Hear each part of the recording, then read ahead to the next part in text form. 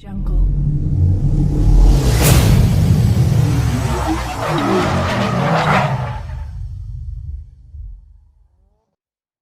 Oke guys, kembali lagi di channel Kickoff Ciputat.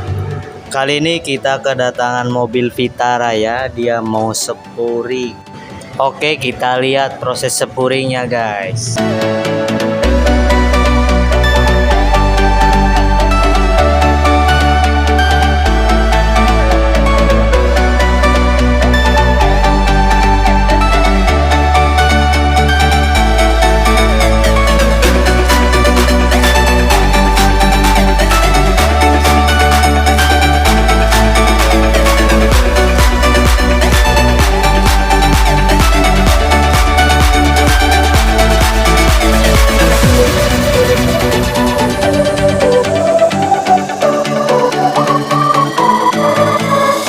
Buat kalian yang setir mobilnya ngebuang ke kanan atau ke kiri, terus banyak kemakan sebelah dan posisi setirnya kurang nyaman, itu harus di spooring guys. Oke, spooring datang aja ke toko Kickoff Ciputat ya guys.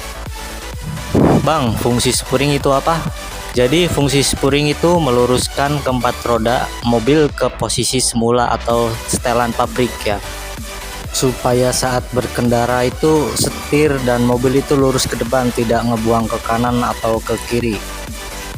Spooring itu dilakukan 6 bulan sekali ya guys. Oke, kita lanjut proses spooringnya.